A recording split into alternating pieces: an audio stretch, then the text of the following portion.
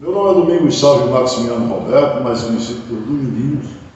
Sou funcionário público federal, quase aposentado, mas também já percorri os caminhos da política. Fui vereador de Princesa durante 5 mandatos consecutivos e também prefeito eleito e reeleito. Hoje eu me dedico às coisas de Princesa, digamos assim, às coisas da cultura.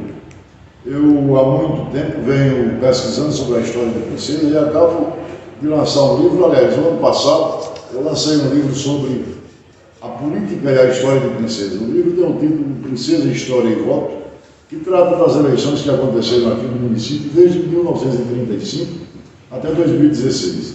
É um livro interessante, na verdade muito extenso, né? Mas é porque trata da história, das políticas, das eleições e entremeada também de outras histórias com relação à Revolução de 30, né? O livro tem esse aqui a capa, está disponível para vender na livraria do Luiz João Pessoa e aqui em Princesa também.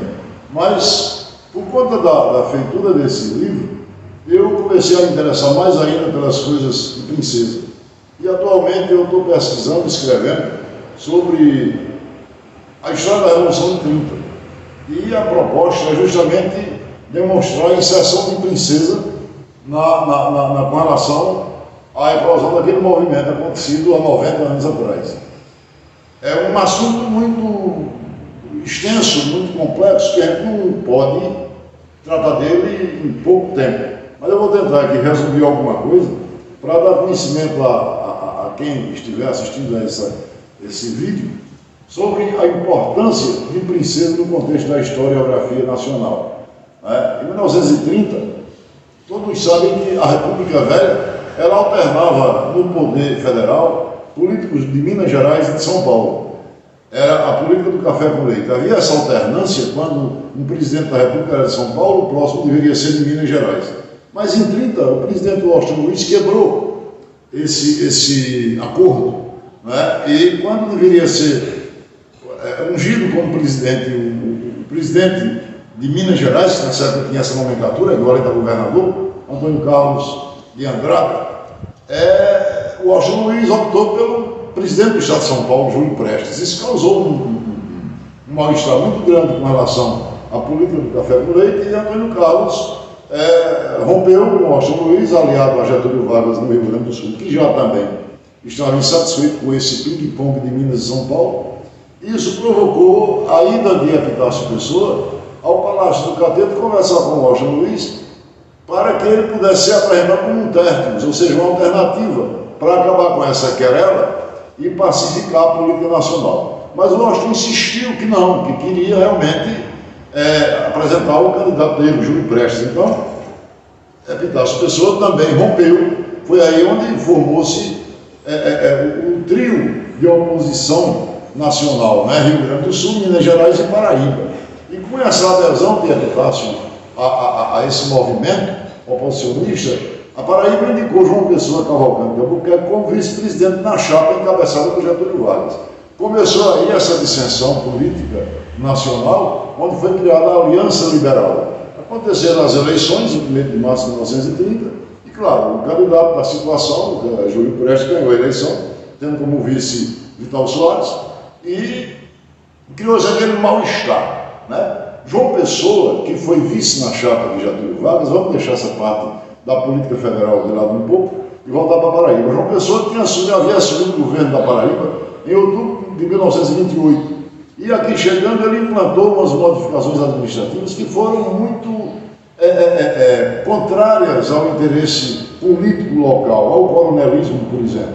João Pessoa criou novos tributos, obrigou que a produção da Paraíba fosse escoada pelo Porto de Cabedelo e não mais via Recife, porque naquela época o interior da Paraíba era muito mais desenvolvido que o litoral, era muito mais populoso. Enfim, a relação de comércio da Paraíba, do interior da Paraíba, era feita toda com o estado de Pernambuco, por conta até de estradas também, etc.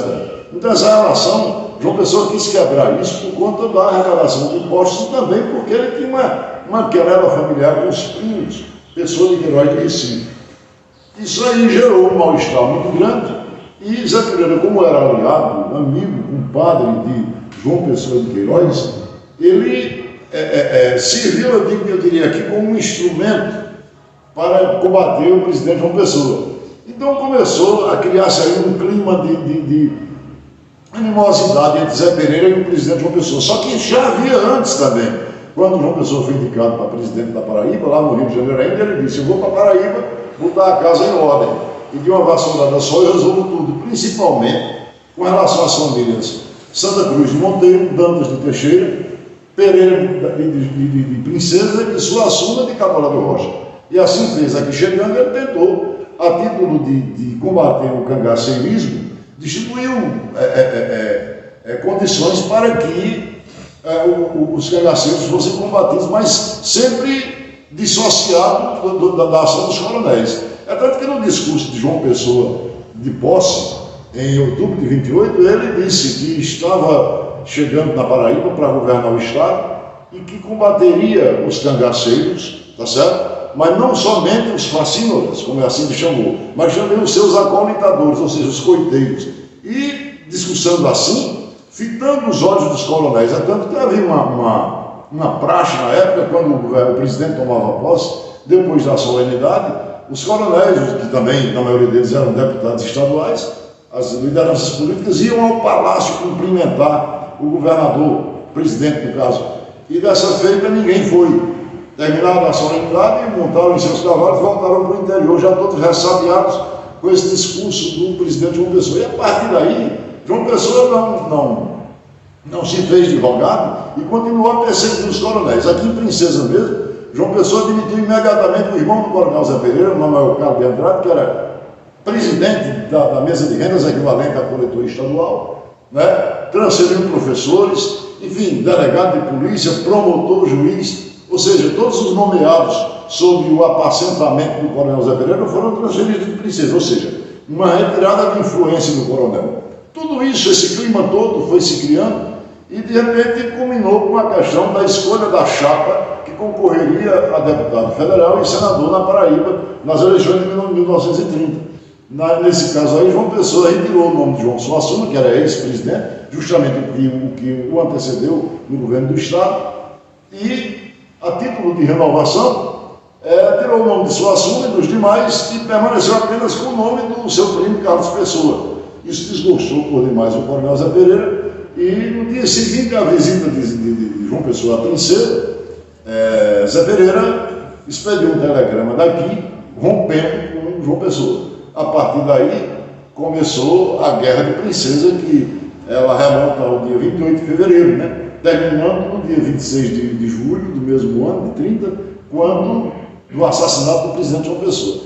A Guerra de Princesa, ela teve uma influência muito forte na eclosão da Revolução de 30, porque era aqui o laboratório das conspirações, porque Princesa, na verdade, interessava muito esse movimento da Guerra de Princesa, interessava muito a Aliança Liberal, porque ela tinha o aval, o apoio do presidente Washington Luiz. João Pessoa não conseguia sequer importar armamentos e munições, porque o presidente da República, Washington Luiz, não permitia. E João Pessoa vivia completamente isolado, ilhado na Paraíba, porque ele tinha a adversariedade de Juvenal Lamartine no Rio Grande do Norte, governador, presidente então, do Estácio Coimbra de Pernambuco, também do então presidente do Ceará, e não tinha, digamos, e a entrada, o que poderia ser um local de entrada, munição e armamento pelo mar também era bloqueado pelas forças federais. Então João Pessoa, fustigado por tudo quanto era lá, não conseguiu invadir Princesa. Essa guerra durou 6 longos meses. A polícia não conseguiu ocupar a Princesa. Tentou por várias vezes, inclusive tentando bombardeá-la através de um avião teco-teco, sobrevoou Princesa no dia 5 de julho, soltando aqui panfletos dizendo que dentro de 24 horas a cidade seria bombardeada se os homens de Zé Pereira não depusessem as armas. Né? Então, isso era uma ameaça vã, porque na verdade não havia possibilidade nenhuma de bombardear a Princesa. Mesmo assim, o coronel respondeu com um telegrama dizendo que não deporia as armas e continuaria na resistência. A polícia conseguiu apenas invadir Tavares, um distrito aqui próximo, ocupou ocupou, mas ficou sitiado, porque os homens de Zé Pereira rodearam a cidade e deixaram a polícia sem mantimento, sem armamento, sem comunicação. Isso causou realmente um sitiamento muito grave para a polícia, que ela ficou sem nenhum movimento. E a guerra continuou com combates isolados, envolvendo Santana de Mangueira, Água Branca, que houve aquela derrocada da chamada Coluna da Vitória, que veio para ocupar a Princesa de forma definitiva, mas foi emboscada pelos homens de Zé Pereira, chefiados pelo caboclo Marculino, né? E foi desarticulado completamente.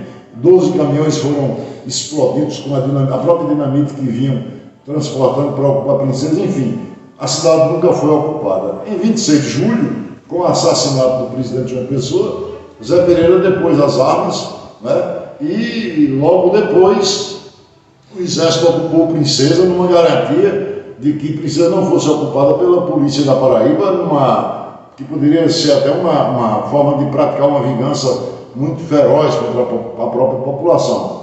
Mas, enfim, terminada a guerra, passaram-se os meses de agosto e setembro, em outubro eclodiu a Revolução de 30 e Zé Pereira teve que fugir por conta das perseguições, porque o próprio Juarez Távora decretou a prisão dele e o recambiamento dele para a Bahia. Mas, diante disso, Zé Pereira fugiu e só retornou à Princesa em 1936. Falar um pouco, somente rápido, sobre Zé Pereira. Zé Pereira era um coronel muito importante. Há quem diga que o coronel mais importante do Nordeste da época, né? Mas Zé Pereira tinha também uma ojeriza aos cangaceiros. Mas isso é uma polêmica muito grande, porque dizem que Zé Pereira, antes, era também um coiteiro de cangaceiros. Mas depois da coluna Prestes, quando o presidente Arthur Bernardes distribuiu armamento para os coronéis do Nordeste combaterem a coluna Prestes e também, consequentemente, os cangaceiros, Zé Pereira, vendo que o governo não apoiava mais esse movimento, aderiu a essa questão de combater os cangaceiros, e quando disse Lampião deu uma entrevista emblemática demais no Ceará, chamando Zé Pereira de traidor, aquela coisa toda. Mas isso é uma polêmica que existe até hoje, não tem uma explicação plausível para isso, e a gente fica somente nas conjecturas com relação a essa questão. Sobre o cangaceirismo, realmente é somente isso que eu tenho para falar. Eu agradeço a atenção de todos. É claro que esse assunto ele é um assunto que faz parte de vários compêndios da historiografia brasileira. Não seria num momento, num espaço tão curto de tempo que a gente poderia discorrer sobre isso, que é muito importante, porque faz parte da história do Brasil. Pena que não tem uma divulgação mais acurada, mas eu gostaria de agradecer a atenção de vocês por esse curto espaço de tempo e dizer que essa oportunidade que a gente tem de falar sobre a história de Princesa, a guerra de Princesa, é muito importante para deixar marcado evento de tanta importância na história do Brasil. Muito obrigado.